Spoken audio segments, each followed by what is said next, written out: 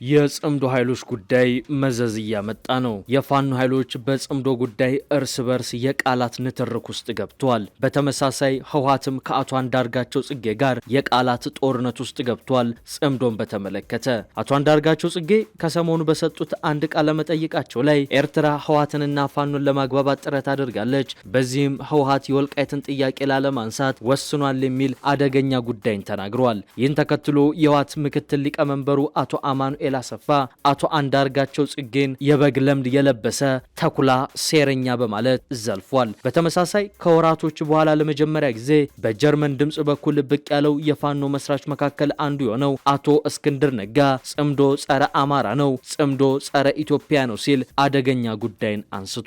እስክንድር ለዶቼ ቬለ በሰጠው ቃለ ምልልሱ የጽምዶ ጥምረትን በጽኑ መቃወሙ በአማራ ፋኖ ታጣቂዎች እንቅስቃሴና በኢትዮጵያ ፖለቲካ ውስጥ ትልቅ አንደምታ ያለው ነው። እስክንድር እንደሚለው ይህ ጥምረት የተሞከረው ከመላው የፋኖ አባላትና ታጣቂዎች እውቅና ውጪ ነው። ይህ ደግሞ እጅግ አደገኛ ሆኗል። ለአመታት በአማራ ህዝብ ላይ ጥቃት ሲያደርሱ ከነበሩ ኃይሎች ጋር መሰለፍ የፋኖን ትግል መስመር ያረክሳል ሲል እስክንድር ገልጿል። ይህንን ጥምረት የኢትዮጵያን የመበታተን የውጭ ኃይሎች ማለትም የግብጽና የሻዕቢያ ስትራቴጂ እንዲሁም የአማራንና የኢትዮጵያን ጠላቶች ስራ በማለት ፈርጀውታል አቶ እስክንድር። ይህ የእስክንድር ቃለ ምልልስ የአማራ ፋኖ ብሔራዊ ንቅናቄና ሌሎች የፋኖ ክንፎች ሙሉ በሙሉ በአንድ እዝና አላማ ስር እንዳልሆኑ በግልጽ አሳይቷል። በእስክንድርና በአቶ ዘመነ ካሴ ቡድኖች መካከል ያለው የስትራቴጂ ልዩነትም ገሃድ ወጥቷል። እስክንድር በአፋብን ውስጥ የተሰጠውን የፖሊት ቢሮ ኃላፊነት ያልተቀበለው በውስጥና ረጃጅም እጅ ባላቸው የውጭ ኃይሎች ጫና ከአመራርነት በመገፋቱ እንደሆነ ገልጿል። ከመንግስት ኃይሎች በተጨማሪ ስማቸውን መጥቀስ ከማይፈልጓቸው የፋኖ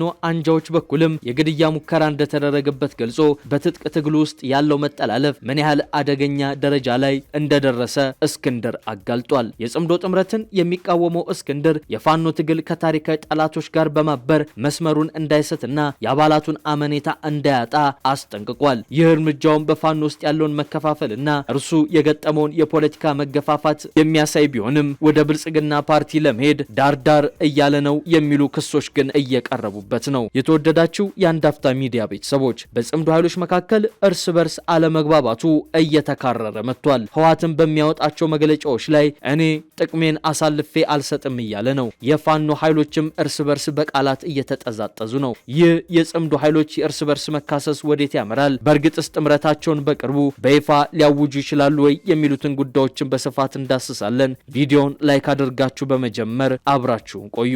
ዱባይ ስታንዳርድ ሞሎችን መርካቶ ተክለ ሃይማኖት ላይ ሜሪት ሪል ስቴት እየገነባላችሁ ይገኛል። በአንድ ዓመት ጊዜ ውስጥ የሚረከቡት ዘመናዊ የንግድ ሞሎችን በኔት ኤሪያ ብቻ በተለያዩ የካሬ አማራጮችና ያከፋፈል ሁኔታ 11 ካሬ ከ726 ሺህ ብር ቅድመ ክፍያ ጀምሮ፣ 16 ካሬ ከ1.56 ሺህ ብር ቅድመ ክፍያ ጀምሮ፣ 22 ካሬ ከ660 ሺህ ብር ቅድመ ክፍያ ጀምሮና 32 ካሬ ከ640 ሺህ ብር ቅድመ ክፍያ ጀምሮ ያገኛሉ።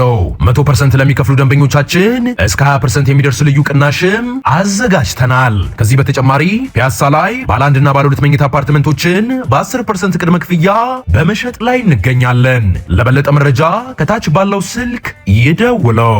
የጽምዶ ነገር ሊለይለት 11ኛው ሰዓት ላይ ተከስተናል። በእርግጥም ተንታኞች እንደሚሉት ቁርጡ ቀን የደረሰ ይመስላል። ከኢትዮጵያ አልፎ ቀጠናውን የሚያናውጥ ግጭት የሚቀሰቀስበት ወይንም ውጥረቱ የሚቀለበስበትና የድርድር በር የሚከፈትበት ሰዓት እየቀረበ ነው። ከአሜሪካ እስከ አውሮፓ ህብረት፣ ከአውሮፓ ህብረት እስከ እንግሊዝ ጫፍ የደረሰውን ውስብስብ ጦርነት ለማስቀረት ከመቀሌና አዲስ አበባ ዲፕሎማቶች እየተሯሯጡ ነው። የጠቅላይ ሚኒስትር አብይ አህመድን መንግስት እንጥላለን በሚል ጽምዶ በሚል የዳቦ ስም ቅንጅት የፈጠሩ ተቀናቃኞች ጥምረታቸውን ለማወጅ 11ኛው ሰዓት ላይ ደርሰዋል። ፋኖ፣ ኦነግ ሸኔ፣ የጉምዝ ታጣቂዎች፣ የአፋር አጎጉሙ፣ የጋምቤላ ታጣቂዎች እንደዚሁም የሶማሌ ክልሉ የኦብነግ አንጃ ክንፍ በአንድነት ተሰባስበናል ሲሉ እያደመጥናቸው ነው። ከእነዚህ አማጺ ኃይሎች ጀርባ ደግሞ እንደ ግብጽና ኤርትራ ያሉ ለኢትዮጵያ የማይተኙ ጸረ ኢትዮጵያ ኃይሎችም አድፍጠዋል። ጽምዶ በኢትዮጵያ መንግስት ላይ የጦርነት አዋጅ ያወጁ የውስጥ ታጣቂዎችና የውጭ ኃይሎች ጥምረት መሆኑ አሁን ገሃድ ሆኗል። ይህ ቅንጅት በሚያስገርም ሁኔታ ከዚህ ቀደም እርስ በርሳቸው ደም ይቃቡ የነበሩ ርዕዮተ ዓለማቸው የማይገናኝ ቡድኖችን በአንድ ጥላ ስር አሰባስቧል። እዚህ ጥምረት ከሀገር ውስጥ ህወሓት፣ ፋኖ፣ ሸኔ፣ ጋምቤላ፣ የጋምቤላ ታጣቂዎች፣ የጉምዝና የአፋር አማጺዎች እንዲሁም የሶማሌው ኦብነግ ይገኝበታል። ይህ ጥምረት ብቻውን የቆመ ሳይሆን እንደ ሻዕቢያ ሻቢያና ኤሪትሪያ እንዲሁም ደግሞ የሱዳን አልቡርሃን ኃይል ያሉበትም ነው። ከዚህ የውስጥና የውጭ ኃይሎች ቅንጅት ጀርባ ደግሞ ዋናዋ አቀናጅ ሆና የተከሰተችው ግብጽ ናት። ግብጽ የኢትዮጵያን መንግስት በእጅ አዙር ለመጣል እያሴረች መሆኑ በተደጋጋሚ የሚገለጽ ጉዳይ ነው። በፖለቲካ ውስጥ ዘላቂ ወዳጅና ዘላቂ ጠላት የለም፣ ዘላቂ ጥቅም እንጂ በሚል ፋኖና ህወሓት ትናንት ይፋለሙ የነበረ ቢሆንም ዛሬ ግን የጋራ ጠላታችን ነው ያሉትን የኢትዮጵያን መንግስት የጠላቴ ጠላት ወዳጄ ነው በሚል መርህ ለመጣል ተዘጋጅተናል እያሉ ነው። ይህ በጣም አሳዛኝ ክስተት ነው። የአማራን ጥቅም እናስጠብቃለን በሚል ጸረ አማራ ትርክትን ላለፉት 50 ዓመታት ሲያሰራጭ ከነበረ ህወሓት ጎን መሰለፍ የታሪክ ባለዳነት እንደሆነ ብዙዎች እየሞገቱ ነው። ይህ ጉዳይ ፋኖን እየሰነጣጠቀው እንደሚገኝ ሰሞነኛው የእስክንድር ነጋ ቃለ መጠይቅ አስረጅ ሊሆን ይችላል።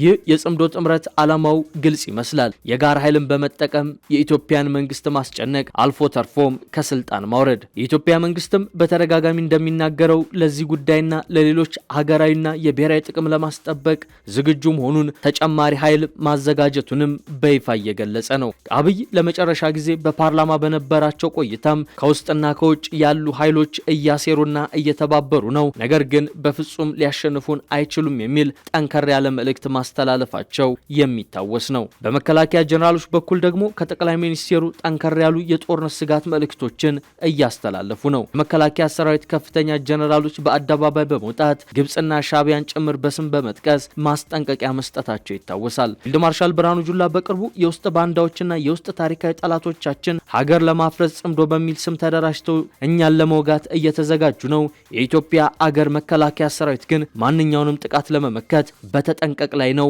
በማለት ተደምጧል። ይህ ንግግር መንግስት ምን ያህል ለሁሉም ነገሮች በተጠንቀቅና ዝግጁነት ላይ መሆኑን የሚያስረግጥ ነው።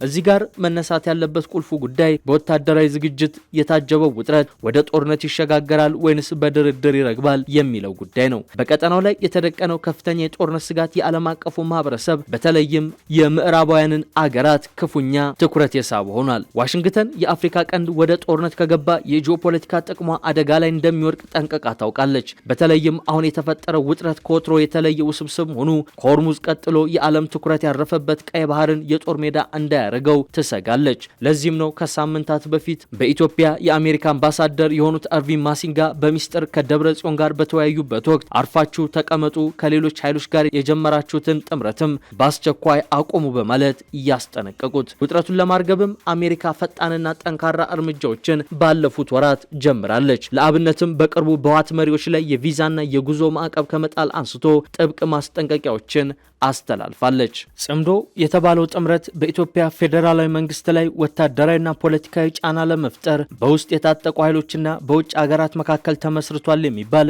በቅርብ ጊዜያት ከፍተኛ አነጋጋሪነትን ያተረፈ ድብቅና መደበኛ ያልሆነ ስብስብ እንደሆነ ዓለም አቀፍ ሚዲያዎች ጭምር እየዘገቡት ነው። ይህ ስያሜ ማለትም ጽምዶ በትግረኛ ቋንቋ መጣመር ወይንም ትብብር ማለት ሲሆን በኢትዮጵያ መንግስት በኩል የሀገርን ሉዓላዊነት ለመገዳደር የተፈጠረ የጥፋት ግንባር ተደርጎ ሲገለጽ፣ በጥምረት ውስጥ አሉ የተባሉ አካላት ደግሞ ነገሩን እንደ ፖለቲካዊ ፈጠራ ወይንም ከጥላቻ የራቀ የህዝብ ለህዝብ ግንኙነት አድርገው ለመሳል ሲያቀርቡት ይደመጣሉ። ስለ ጥምረቱ ምንነት፣ ዓላማና ሊያስከትል ስለሚችለው አገራዊና ቀጠናዊ ተጽዕኖ ዝርዝር ማብራሪያውን እንደሚከተለው እናቀርብላችሁ። ከዚህ አስቀድመን ግን የጽምዶን ጥምረት አመጣጥና አባላት እንቃኝ። ስለ ጥምረቱ መኖር መጀመሪያ ጊዜ በይፋ የተነገረው እንደ አውሮፓውያን አቆጣጠር በኦክቶበር 2025 በጥቅምት 2018 ነው። የኢትዮጵያ የውጭ ጉዳይ ሚኒስቴር ለተባበሩት መንግስታት ድርጅት በጻፈው ደብዳቤ ላይ እንደ መንግስት መግለጫዎችና እንደ ዓለም አቀፍ የደህንነት ተንታኞች መረጃ በዚህ ጥምረት ውስጥ እጅግ የተራራቁና ከዚህ ቀደም እርስ በርሳቸው ሲዋጉ የነበሩ ኃይሎች ተሳታፊ ናቸው። የኤርትራ መንግስት፣ የሱዳን ወታደራዊ አመራርና የግብጽ እጅም አለበት። ስብሰባዎች በሚስጥር በአስመራ፣ በመቀሌ እንዲሁም በፖርቱ ሱዳን እንደተካሄዱም እንደ ዘ ኢኮኖሚስት ያሉ ዓለም አቀፍ ተነባቢ ጋዜጦች ዘግበውታል። የህወሓት የተወሰኑ ክንፎች፣ የፋኖ ታጣቂዎች፣ የኦሮሞ ነጻነት ጦር በጥምረቱ ውስጥ ካሉበት ኃይሎች መካከል ይጠቀሳሉ። በጥምረቱ ውስጥ ያሉ ኃይሎች ርዕዮተ ዓለማዊ አንድነት የላቸውም። ይልቁንም ከመሰረቱ የሚያገናኛቸው ብቸኛ የጋራ ግብ በአዲስ አበባ የሚገኘውን የጠቅላይ ሚኒስትር ዶክተር አብይ አህመድን ማዕከላዊ መንግስት መጣል ወይንም ማዳከም ብቻ ነው። ይህ ጥምረት በተግባር ከተንቀሳቀሰ በአገሪቱ የውስጥ ሁኔታ ላይ ከፍተኛና አስከፊ የደህንነት የደህንነት ቀውስ ሊያስከትል ይችላል ተብሎ ይፈራል። የፕሪቶሪያው የሰላም ስምምነት ካመጣው አንጻራዊ መረጋጋት በኋላ የአይነቱ አሰላለፍ በሰሜንና በማዕከላዊ ኢትዮጵያ ዳግም መጠነ ሰፊ የትጥቅ ግጭት እንዲቀሰቀስ ሊያደርግ ይችላል። አሁንም ምልክቶች እየታዩ ነው። ሻዕቢያና ህወሓት ደግሞ ዋነኛ ዓላማቸው አማራ ክልልን የጦር ሜዳ በማድረግ ጦርነቱን ከኤርትራና ከትግራይ ክልል ማራቅ ነው። ይህ ምኞታቸውም እየተሳካላቸው ይመስላል። ጥምረቱ መንግስትን ወደ ወታደራዊ ምላሽ በመሳብ አገሪቱን የጦር አውድማ የማድረግ ስልት አለው። ይህ ደግሞ በንጹሃን ዜጎች ላይ የህይወት መጥፋት፣ መፈናቀልና ሰብአዊ ቀውስ እንደሚያስከትል የሚጠበቅ ጉዳይ ነው። እንደ ኤርትራ ተቋሚ ኃይላት ምልከታ በጥምረቱ ውስጥ ያሉት ኃይሎች እርስ በርስ የሚጠላሉና ተቃራኒ ቅራኔ ያላቸው መሆኑ፣ ለምሳሌ በፋኖና በህወሓት ወይንም በህወሓትና በኤርትራ መካከል ያለው የቆየ ቁርሾ የጋራ ጠላታቸውን ማሸነፍ ቢችሉ እንኳን አገሪቱን ወደ ባሰ የእርስ በርስ ፍጅትና መበታተል ሊመሯት ይችላሉ የሚለው የብዙዎች ፍርሃት ነው። አገሪቱ ከጦርነት ጉዳት ሳታገግም ወደ ሌላ ግጭት መግባቷ የውጭ ኢንቨስትመንትን የሚያጠፋ፣ የዋጋ ግሽፈትንም የሚያባብስ፣ ልማትንም ሙሉ በሙሉ የሚያደናቅፍ ነው። ለዚያም ነው በርካቶች በአሁኑ ሰዓት ጽምዶ የሚለውን ስብስብ የሚቃወሙት። የጽምዶ መፈጠር የኢትዮጵያን የውስጥ ችግር ወደ ቀጠናዊ ቀውስ የመቀየር ከፍተኛ አቅም እንዳለውም እንደዛ አፍሪካ ሪፖርት ያሉ ጋዜጦች ዘግበውታል። የኢትዮጵያ ባለስልጣናትና ወታደራዊ መሪዎች እንዳስጠነቀቁት የጽምዶን ወታደራዊ እንቅስቃሴ ተከትሎ ጦርነት ከተነሳ ቀጠናዊ መልክ ይኖረዋል። ይህም የኤሪትሪያ፣ የሱዳን ጦርና የሌሎች ጎረቤት አገራት መረጋጋት ላይ ቀጥተኛ አደጋን ይጋርጣል። ኢትዮጵያ የባህር በር ለማግኘት የምታደርገውን ስትራቴጂካዊ ጥረት ለማሰናከልና ሀገሪቱን የጂኦፖለቲካ መጫወቻ ወይም እስረኛ ለማድረግ የውጭ ኃይሎች በተለይም ግብጽና ኤርትራ ይህንን ጥምረት እንደ ምቹ መሳሪያ እየተጠቀሙበት ነው። ግጭቱ ከተባባሰ በአካባቢው ያሉ መንግስታት መዋቅር ሊፈርስ እንዲሁም የቀጠናው መልክዓ ምድር እስከ መቀየር ሊደርስ የሚችል ታላቅ ቀጠናዊ ቀውስ ሊፈጥር እንደሚችል ዲፕሎማቶች ያስጠነቅቃሉ። የአፍሪካ ቀንድ የሰላም ሚዛን ከተናጋ በሚሊዮን የሚቆጠሩ ስደተኞች ወደ ጎረቤት አገራትና ወደ አውሮፓ የሚሰደዱበት አዲስ ቀውስም ይፈጠራል። በጥቅሉ ጽምዶ በኢትዮጵያ የውስጥ የፖለቲካና በአፍሪካ ቀንድ የደህንነት ሁኔታ ላይ የተደቀነ ከፍተኛ የስጋት ደመና ነው። መንግስት ጥምረቱን የሀገር ህልውና ጠላት አድርጎ ፈርጆ በዲፕሎማሲና በወታደራዊ ዝግጅት እየመከተው ሲሆን፣ የፖለቲካ ተንታኞች ደግሞ የውስጥ ልዩነቶችን በሰላማዊ ውይይትና እርቅ ከመፍታት ይልቅ የውጭ ኃይልን መጋበዝ አውዳሚ ታሪካዊ ስህተት መሆኑን ይገልጻሉ። መንግስት የዚህን የጸረ ኢትዮጵያ ጥምረት ዓላማ ለዓለም አቀፉ ማህበረሰብ በይፋ በማጋለጥ የዲፕሎማሲ የበላይነቱን እየያዘም ይገኛል።